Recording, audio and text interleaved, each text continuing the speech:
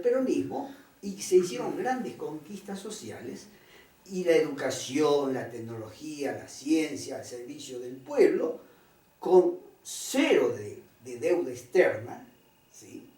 Y a su vez también país acreedor, no deudor.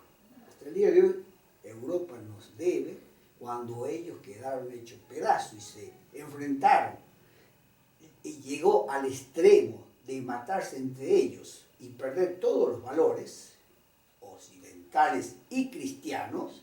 El famoso mundo occidental. El famoso mundo occidental, ¿no? El eurocentrismo, voló por los pedazos, surgió el existencialismo y había un problema. No tenían qué comer. Casi se pierde toda Europa por la peste bubónica. Argentina, como hasta el día de hoy, le damos de comer, pero nunca pagaron todo lo que le hemos mandado, porque no tenían para comer.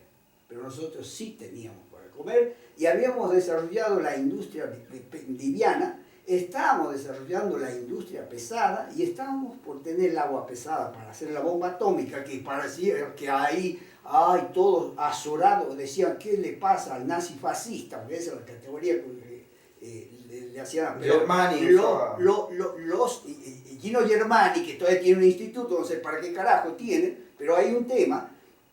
Hago una pregunta, ¿no? Nazi fascista era Perón, ¿no? Bien. Ahora, Perón subió con la clase trabajadora. Los nazifascistas subieron con la clase media y los capitalistas. Y a la clase trabajadora la trataron de perseguir y mataron a casi todos los dirigentes, a los comunistas, a los gitanos, a los negros y a los judíos. Bueno, Perón no hizo eso. Entonces, hasta el día de hoy siguen hablando del nazifascismo. ¿Bien? Así es. Esas categorías son con las que se manejan el Instituto Gino Germani y la universidad, cualquiera que usted me elija de este país y en cualquier universidad de Latinoamérica, porque lo hemos recorrido. ¿O no, Cristian? Sí, bien, lo hemos recorrido, sí. Ahí vamos a hacer un corte, vamos a hacer para que veamos nuestra realidad. Se develó de vuelta que somos una semicolonia, tenemos todo en recursos renovables y no renovables, y no nos hace falta ni Europa, ni Asia, nada, porque podemos hacer un solo bloque con nuestros hermanos latinoamericanos, que comenzó ya Bolívar, después siguió San Martín, Artigas, Felipe Varela con su manifiesto de la Unión Americana o Latinoamericana.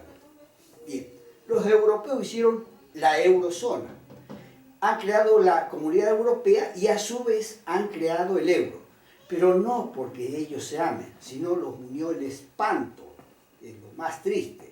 En cambio a nosotros nos une un etos cultural, nos atraviesa a todos, desde el Río Bravo hasta Isla Malvina. Y todavía tenemos un enclave colonial ahí, y pareciera que las islas, dice, son esas dos hermanitas olvidadas. No es así, porque muchos han salido a hablar de esa manera. Y una guerra irresponsable de Altier, no. Ahí se develó que nosotros, perteneciendo a la OTAN, la OTAN nos mató y no fueron niños, fueron patriotas. Le quiero aclarar, en las dos primeras guerras mundiales iban niños entre 17 y 18 años y todo el que estaba capacitado para empuñar un fusil, pero para pelear con los capitalismos. Acá es para pelear contra los imperios y defender la patria, la nación, como lo hizo Paraguay con la guerra de la Triple Alianza. ¿Y qué hicieron? Como mataron a todos los hombres, los niños salieron y se pusieron bigotes con carbón, se pintaron y se disfrazaban como si fueran hombres grandes y porque no había con quién más pelear. Bueno, pero porque osó ser libre e independiente ante el Imperio Británico. Pero ¿quiénes son los que hemos sido el gran genocida y el latrocinio que hemos generado? Ha sido 3 países, Argentina, Brasil y Uruguay. Entonces, una pregunta. ¿Cuándo vamos a tomar conciencia de que Latinoamérica tiene que ser un bloque para estar en pie de igualdad ante estos grandes monstruos, que es el Fondo Monetario, el Banco Mundial, el Club de París y las grandes potencias. Pero nuestros libertadores ya nos marcaron el camino con la Gran Colombia. San Martín, con su campaña por el Pacífico, Belgrano y también Güemes, todos han sellado esa unión juntándose en Perú. ¿Bien? Pero acá está la cuestión. ¿Habría que retomar ese camino o tenemos que seguir espejándonos en Europa, en esta encrucijada, como usted lo dijo, en este concierto de naciones, a donde pareciera que tenemos que volver a ver quién nos puede proteger de las potencias, pero las potencias no hacen favores porque son filántropos. No. Las potencias hacen favores porque saben que le falta el recurso a ellos y nosotros lo tenemos. A cambio de, se hace eso. Seguimos como en la época de los ingleses, el librecambismo para acá y allá el proteccionismo, ¿no? Bueno, eso hay que develarlo epistemológicamente, ontológicamente y elevarlo a un conocimiento y a un paradigma nuevo que muestre a Latinoamérica como ejemplo de que somos hermanos, estas 20 republiquetas balcanizadas, y mostrar al mundo que podemos estar en pie de igualdad y de enseñarle más allá de las salvajadas que han llegado a hacer ellos con las 2 guerras mundiales, que ha sido el sumo, pero no hubo 2 guerras mundiales. Hubo genocidio de todo tipo, guetos de todo tipo, pero, eso sí, a un tiranuelo latinoamericano lo llevan a la Corte de la Haya y lo condenan por crímenes de lesa humanidad. Margaret Thatcher mató gente, usó armas no convencionales con Malvinas, ¿la llevaron? No, para nada. Para nada. Entonces, cabe una reflexión. ¿Vamos a ser latinoamericanos o vamos a ser porteños, argentinos, bolivianos, paraguayos? ¿O vamos a ser la Unión Latinoamericana y dejemos de ser el argentinismo, el paraguayismo, el bolivianito, como dicen, el chilenito? No, son hermanos nuestros, porque nuestros libertadores han luchado junto con los pueblos. Sí, inclusive hasta hoy en día todavía se sigue escuchando en distintos auditorios, no solo de la academia, de la universidad, sino también de medios de comunicación. Que es lo más grave. Que es lo más grave porque es masivo, llega a todos, es más, influye hasta hoy en día ideológicamente y pedagógicamente más que la escuela.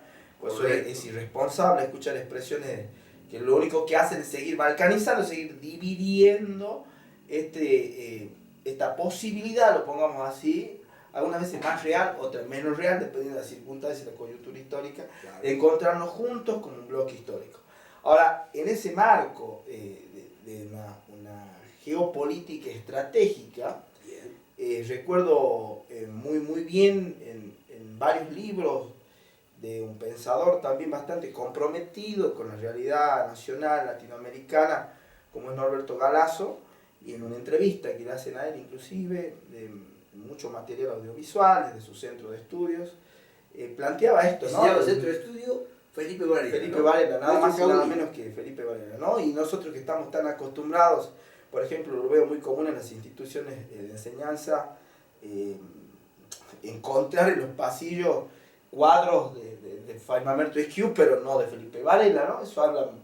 Eso habla de la ausencia y de algo más grave que la ausencia, porque se puede estar ausente, pero se puede estar en la memoria, claro, no necesariamente estar físicamente, pero el olvido, el ostracismo del olvido, que la han querido borrar. La han querido borrar. Y lo han puesto dentro de los malditos, ¿no? Así es. De la historia. El maldito de la historia, ¿no? Felipe Varela, denostado por la corriente mitrista, liberal, que tanto estrago ha llevado a cabo, ha concretado en el sistema educativo. En ese marco de esta cuestión nacional y latinoamericana, recuerdo muy bien, pero estamos planteando el qué, ¿no? ¿Qué es lo que hay que hacer? El famoso qué hacer, ¿no?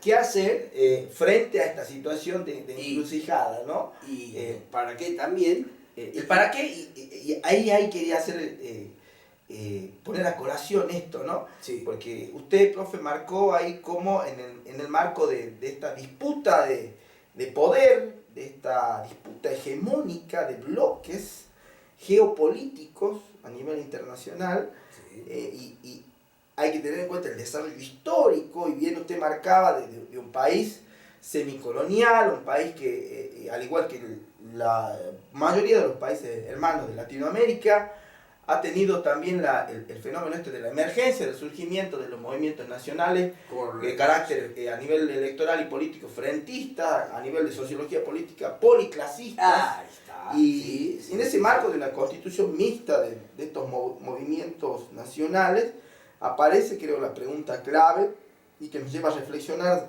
también sobre cuál es el sujeto de la historia que va a cambiar en Latinoamérica esa realidad, pero también, aparte de plantear el qué, y como lo decía Galasso, como lo acaba de manifestar hace un rato, Galasso lo plantea muy bien a esto, el cómo, y inmediatamente me viene a la memoria estas tres lecciones, tres lecciones de política, ya que estamos en un momento donde tratan de nuevo de sacar a la política del lugar de debate, como si la política fuera algo especializado para políticos o la clase política para politólogos, o para una casta. o para una casta privilegiada, cuando en realidad desde la época de la Grecia antigua, ya que formamos parte de ese mundo occidental, Claro. Sabemos que la política nos atraviesa a todos, ¿no? Y es una obligación nuestra. Todos tenemos política. Todos tenemos y hacemos política. La política atraviesa todo el sentido en su máxima expresión de la vida humana. Y me lleva a pensar estas tres lecciones, ¿no? En el marco de Latinoamérica y su encrucijada. La lección número 1, ¿quién es el enemigo? Bien. ¿Quién es el enemigo? Porque no caigamos en la ficción de las democracias occidentales formales, Sí. de índole liberal, que hablan de adversarios, que es una especie de simple... A ver, cuenta que están jugando un partido, Sí. y bueno, a ver, veamos quién gana. Sí. En realidad acá hay enemigos, y sabemos muy bien que el enemigo quiere la desgracia para el otro. Sí. Hay una, como bien lo planteaba en algún momento usted, una lucha agonística por el poder. Agonística. Entonces, esto no hay que perderlo de vista. Lección número 1, ¿quién es el enemigo? Lección número 2, bueno, al saber quién es el enemigo, yo voy a poder saber también medir mi correlación de fuerzas con el enemigo. Sí, Y en ese marco, el rol protagónico, nada más y nada menos que de los movimientos nacionales en Latinoamérica, frente a una minoría muy poderosa a nivel local, la oligarquía, que concentra todo el poder económico, todo el poder real, detrás de toda esa ficción de la democracia, del sistema democrático. Y por otro lado, también apoyado y, como se dice, agitado, palanqueado, vulgarmente hablando, por los imperios, ya sea por Europa o por Estados Unidos. Y la lección número 3, ya midiendo la correlación de fuerzas, como lección número 2, ¿cuál es la estrategia que vamos a usar como países latinoamericanos para poder salir de ese tercer mundo en el momento de la Guerra Fría? Después con otras denominaciones, países en desarrollo, países como si fuese que una isla que se ha hundido acá. Parece la película de OVNIs, ¿no? Parece que va emergiendo del mar, subdesarrollo, países en vías de desarrollo, subdesarrollados. Cuando en definitiva esto se trata de una cuestión de fondo, de una cuestión de poder, y que de eso se trata estratégicamente, cómo nosotros vamos a plantear y unidos una estrategia para poder salir de esa encrucijada, ¿no? En el marco de estas tres lecciones, ¿no? Nos preguntemos en ese marco de estas tres lecciones básicas de política, cómo hacemos los latinoamericanos, cómo hace Latinoamérica para encontrar el sujeto histórico que va a permitir construir ese bloque histórico hegemónico para hacer frente a la lucha en el concierto de las naciones, y hasta qué punto estamos lejos, cerca, y cuáles son las aspiraciones, las metas que tenemos que cumplir para poder llegar a ese objetivo. La verdad que es bastante complejo, pero bastante claro. Puede ser complejo, pero oscuro, esto es claro. Lo importante de esto es que ya hemos marcado qué es lo que más o menos hay que hacer. Ahora, ¿cómo se lo hace? Si yo le digo que hay que crear un banco latinoamericano, una moneda latinoamericana, que tenemos que tener un pasaporte latinoamericano y levantar las fronteras, porque las fronteras no existen, son una cuestión de principios políticos, pero en la geografía no hay fronteras. Las fronteras se crean por la misma geografía, no la frontera que creamos nosotros y construimos por los nacionalismos, ¿no es cierto? Bien. Eso, al levantar esa barrera, podemos hacer intercambio de conocimiento, de tecnología, y a su vez de ir a especializarse en centros que tenemos nosotros muy importantes y crear una matriz ideológica, política, científica, tecnológica, filosófica, artística, que nos unifique y nos haga ver que somos latinoamericanos, ¿sí? Y no 20 republiquetas. Eso por un lado. El segundo, como decía usted, saber diferenciar quién es el enemigo. Y el enemigo está adentro. Son las grandes oligarquías vernáculas que siguen y se aferran, pero están agazapadas, esperando dar el zarpazo siniestro para tratar de, cuando hay un hastío de algo que favorezca al pueblo en general y elevar su nivel de vida, su nivel económico, su bienestar y tener acceso a la cultura, al capital simbólico que le han quitado siempre, ¿no? Para ellos es terrible, ¿sí? Entonces, acá hay otro principio que no hemos olvidado. Ellos dicen dividir y reinará. Ellos quieren la división. Nosotros queremos la unión, como quería Bolívar. Entonces, tenemos que retomar eso. Ahora, para eso hay herramientas que ya han sido creadas, aunque estén formalmente ahí, pero podemos asir de ellas, como el Mercosur, el UNASUR, la CELAC, el ALBA, el CARICOM, y comenzar a buscar nichos económicos para poner nuestros productos e intercambiar, y a través de una moneda que sí pueda circular dentro de Latinoamérica, pero al cambio de divisas que no sea desvalorizada, porque ahora tenemos todas las monedas habidas y por haber que son cotizadas tan solo por el dólar, ya no es por el patrón oro, sino por el dólar. Pero ¿quién tiene el dólar? Estados Unidos. ¿Quién tiene la maquinita de hacer el dólar? Estados Unidos.